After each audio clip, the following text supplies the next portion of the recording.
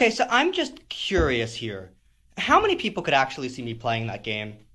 Because if you've ever been in a class with me where we've watched a movie, if there's even a tiny drop of blood, I cover my eyes. And yet, when I tell people that I play video games, that's often the first thing that comes to their mind is, I'm playing Call of Duty or a similar type game, Halo, Battlefield, those types of games. It's this gamer stereotype, and I hate it. So my mom once asked me, why do you play video games? Well, I play Mirror's Edge because it makes me feel like I'm flying. I play Zelda because it makes me feel epic, working my way deeper and deeper into a temple. I play Journey because it's beautiful, and Mario because it's exciting. I like Portal 2 because... Alright, I've been thinking. When life gives you lemons, don't make lemonade. Make life take the lemons back. Get mad! I don't want your damn lemons! What am I supposed to do with these? Take the lemons. Demand to see life's manager. Make life rue the day it thought it could give Cave Johnson lemons. Do you know who I am? And anything with lines like that is automatically amazing. Games can evoke all the emotions of any other art form. So not so much anymore, but when I was little, I always really wanted to be able to create my own games. But I didn't really like programming, writing computer code.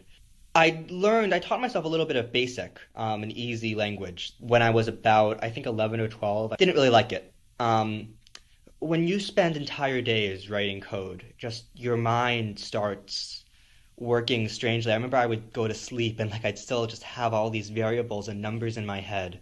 And it was like, oh my God, I can't do this. It's changing the way I think. And I stopped. So I don't really like coding. But I was very interested, still am interested in the creative aspect of designing video games.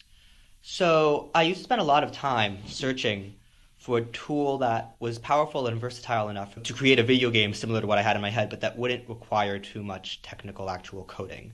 Freshman year in high school, I was looking on the internet, and I'd found it.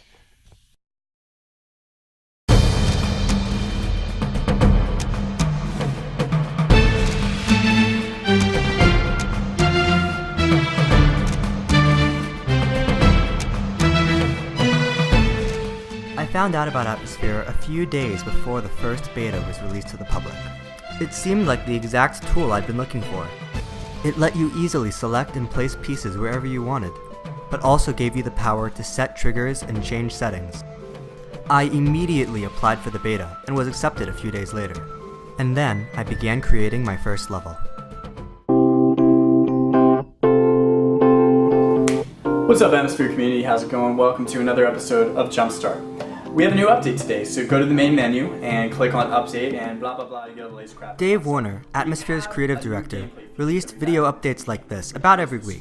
He'd talk about game updates, give previews on what was coming, and talk about his favorite user-uploaded levels. Challenge. Alright, so before we end the show, sorry, I don't know what I'm talking about. Before we end the show today, I wanted to look at 3 up levels that I thought were personally very cool. These are everyone's made a lot of cool creative levels, but these are ones that I particularly thought did something very interesting and different and expanded what the possibilities of Atmosphere are. The first is the Platform Race Series by Meloian. And the other level is called Path to the Stars of the Nighttime Sky by Jonathan. And this level is great because Jonathan messed up the fog effects in a way that we didn't know you could do. So he essentially made the background entirely dark and then added no fog to the platform so it looks a little bit illuminated. And then he added all these diamonds and jewels in the sky to make it look like it's nighttime. It's a very cool effect, and this level even has a boss battle at the end where it says boss on the wall, and you have to avoid the fireballs and spikes to get all these jump powers to jump through the ceiling. Really creative idea, Jonathan. Thanks for uploading that. And finally, we've got Death. Now, in hindsight, Path to the Stars of the Nighttime Sky was not a very good level. It was my first Atmosphere level, and I am not proud of it looking back. But anyway, so eventually, about a few months after my level got featured, the developers of the game, so Dave, the guy who was narrating that little video clip you just saw, he opened up a forum, an online website where people could come and talk about the game and levels they'd made and designing tips. And other people's levels they'd played and what they liked and didn't like about those levels. And so suddenly, I get to actually meet all of these other Atmosphere players. And they all sort of know me because I got featured on this show. So again, when I made future levels, they got a lot of attention because I was already well known as a designer. And I am very proud of some of the levels that I've made. What you're watching right now is footage from what I think is by far the best level I ever created, called Vengeance of Love. It's essentially a dark fairy tale about a little girl who goes to save her mother, who's trapped in this place called the Star Realm. It felt like for 2 months about after I released it, it just felt like everyone in the forums was talking about my level and how great it was.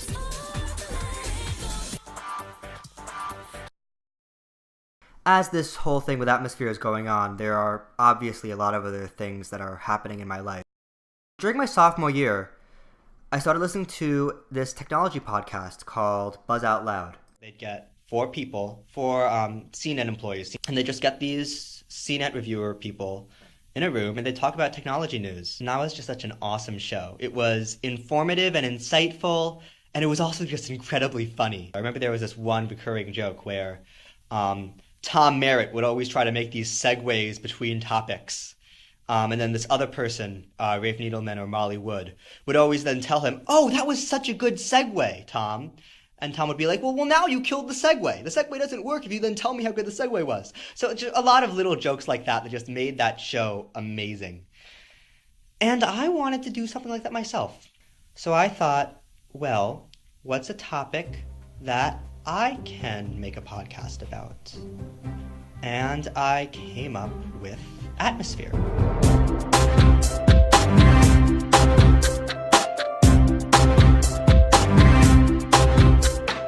Hello everyone and welcome to the Atmocast. I am Rob and Happy and I'm joined by Bubble Bus and Rock God and Matt.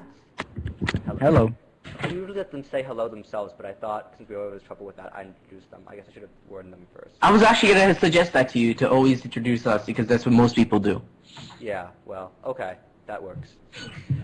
So, biggest thing, obviously, just out last night we have... I'm not all that proud of the Atmocast. I don't think we ever did a very good job. They were always either out of control, or we didn't really have enough to talk about, or something. They were just organized badly. And a lot of people watched them, but I just was never really proud of them. I thought they could have been a lot better. What came out of the Atmocast, though, was better, because I began talking on Skype with these other people. If there's one thing that I think adults really need to understand, it's that they need to reconsider what makes one form of communication better than another. If you can't tell by now, I spend a lot of time on the computer, and there have definitely been times throughout high school that I've told myself, I need to stop. I need to get away from this. But the conclusion I've ultimately come to is that it's okay, because one form of communication isn't necessarily better than another. Now, I think that texting is an inferior form of communication. There's no emotion, no inflection. You miss so much. When I started talking on Skype, though, I realized this is real. These are real people, and I'm real friends with them. Atmosphere is pretty much gone now. Its investors have pulled most of their funding, and all of the developers have been fired. And yet me and Marco still talk on Skype almost every day, sometimes for hours.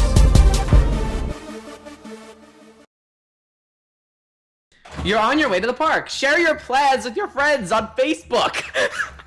Really, guys? Okay, it's one thing just the fact that it's Facebook, but just in general, I hate it when like these businesses do these like really crappy attempts at social networking. Like, come on.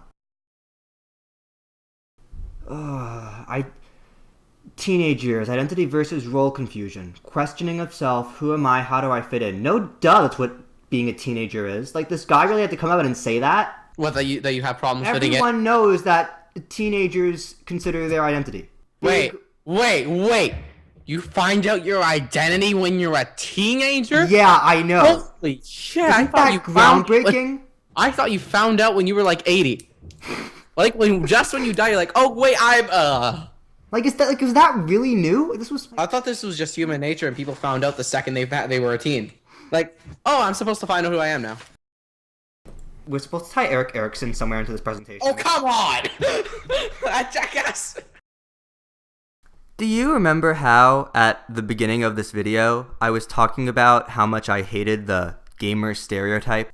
Well, that's also what bothers me so much about Eric Erickson's theory. Don't assume that I like blowing stuff up just because I play video games. Don't assume that I will look back on my life with a sense of despair just because I was never married. Don't assume that I am isolated just because I like using the computer a lot. And don't assume that, because I use the computer so much, that I want to be an engineer or write computer code.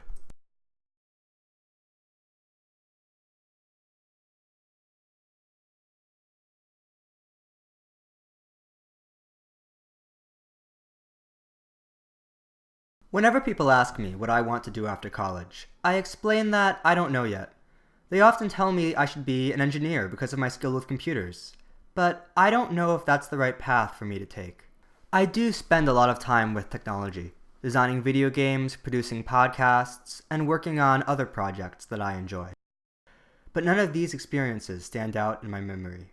One that does took place away from a screen, on a summer day, 2 years ago. The second grader tugged on my arm, pulling me into the auditorium, where the camp talent show was about to start. "You're going to sit with me," she declared triumphantly. "Okay, Angelina, okay," I replied. "Where do you want to sit?" While Angelina was making her decision, we ran into another second grader, Sam. Watching Angelina and me sit down, Sam became jealous of the two of us. "But Angelina, I want to sit next to Jonathan." "It's okay," I said quickly. "You can sit on my other side." But Sam had hardly sat down before a third child came. "I want to sit next to Jonathan too," Stephanie exclaimed. I didn't have a response to this. Stephanie asked if she could sit on my lap, but I hesitated. "Neil has seen you do that before, and he didn't say anything. But it's still technically against camp rules." Feeling unsure, I gave Stephanie a small nod, but avoided answering with my voice.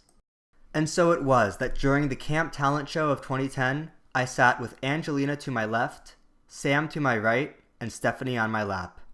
I don't know who enjoyed it more, the kids or me. It felt great to have them there, asking me questions about this or that performance.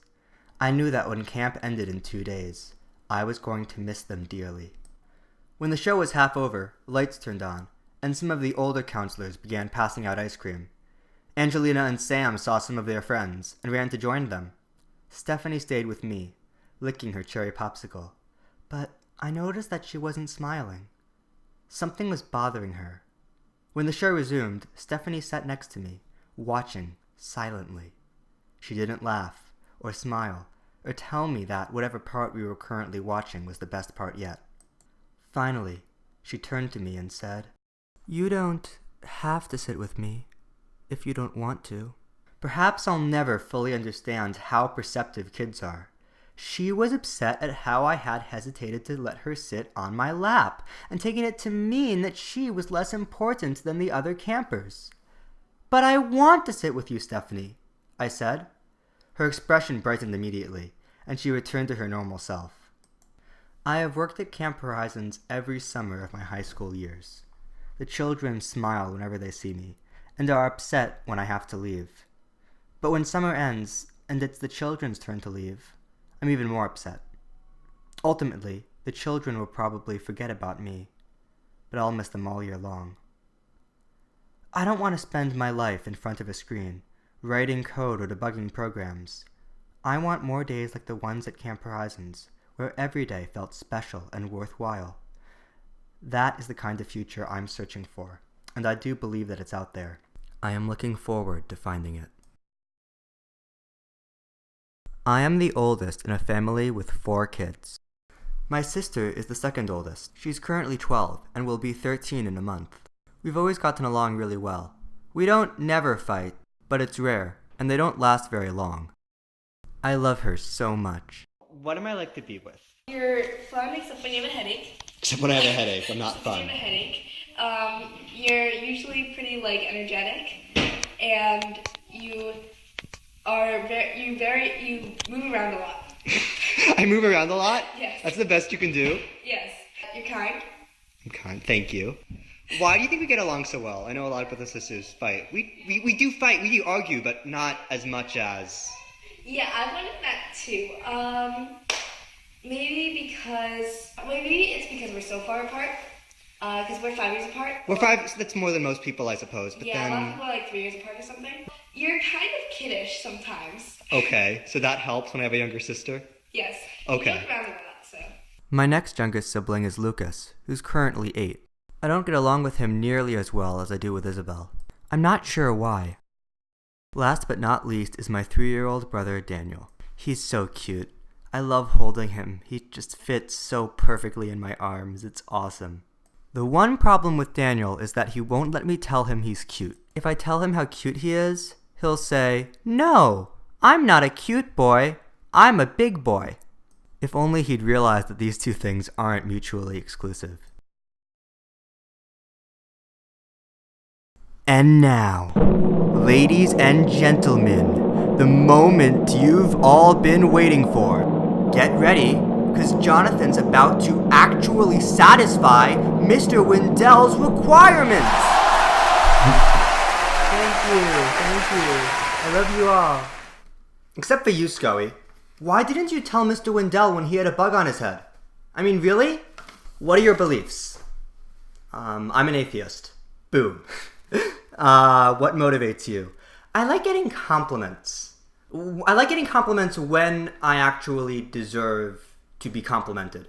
So, for example, Path to the Stars of the Nighttime Sky, that level, I didn't really deserve to be complimented on that, so, I don't know how I feel about that. In Vengeance of Love, that's a level I worked really hard on and that I think came out really, really, really well, and I loved getting compliments on that. And I mean, that's what motivated me to make atmosphere levels. It's what's motivating me to make this video good right now, since grades aren't really a factor for me in this stage of schooling. Yeah. What skills or abilities do you possess? I think I'm creative. I think that's probably my main thing. I think I'm a creative person. And that's the reason why, as I said in my college essay, I really don't want to be an engineer or, a computer programmer. That takes creativity in a different way. It takes analytical reasoning. And that's not the kind of creativity that I think I'm best at and that I want to be using. How is your self-esteem? Pretty good. I don't think I'm too high or too low. I think pretty well about myself. I wish that I was a little bit more sociable, not talking on Skype. I'm not sure why that is the way it is. I'm always a little socially awkward in school. It's okay. And since I do have friends that I communicate with, not even just on the internet, but outside of school, it's okay. What long and short range goals do you have for yourself? Short range goal, finish this project, graduate from high school. Long range goals, I just said I don't really want to be a computer programmer or anything. I'm thinking increasingly I might want to do UI design, user interface design, because that's something that involves technology, and I like technology, I love working with technology, but that isn't computer programming. UI design, for people who don't know, it's essentially making how a program looks and designing it to be easy to use. I'm increasingly thinking that's what I might like to go into, but I don't know. And, I'm going to Skidmore, which is a liberal arts college. You don't have to declare a major till junior year. So I've got a lot of time to decide still. Who are your role models and why? I don't really have role models. I'm me. I'm not aspiring to copy or to try to follow what someone else does. So no, I honestly don't really have a role model. If I had to pick a role model, and someone was making me you have to give me an answer, I guess I would go with Dave Warner, the creative director of Atmosphere, who did that little jumpstart video clip I showed earlier. Incredibly creative person, incredibly smart and bright person, incredibly good speaker, incredibly good at just working with people and seeing the best in people. I admire him a lot. Is he a role model? Not really, but if I had to pick someone, I'd go with him. He's certainly someone I admire, a great person. Look him up if you care to. He has this really cool portfolio website. Okay, so I'm also supposed to talk a little bit about my parents in here. I guess the real question is, how would I have been different had my parents acted differently? I don't know. I'm the way I am. And my memory isn't good enough for me to think of specific instances. So I don't know. Obviously, ideally, I'd be interviewing my parents. I can't do that. Look, my parents are great and wonderful and understanding, and I'm very happy to have them as my parents. They don't embarrass me very often, and I love them. But if they would want to see this video, if they knew I was making it, which would be fine, but it would cause me to go about making this video differently. I'd rather just be able to make the video and not have to think, well, my parents are going to see this at the end, so I should present it this way. So the disadvantage to that, of course, is I can't interview my parents. I'm sorry. I think my parents are good parents. Do I think that they've had as important a role in my development as Eric Erickson said? Tempted to just diss whatever Eric Erickson said. But, overall, I think that they're probably very important psychologically. That's one part of his theory that makes sense to me. So, the goal of this project was to say, who am I? That's like asking me what the meaning of life is. I can't give you a straightforward answer. But I've tried to show you as much of myself as I can and what my life is like and what I do. And I hope this gives you a better picture of what I'm like. So, thanks for watching, and bye.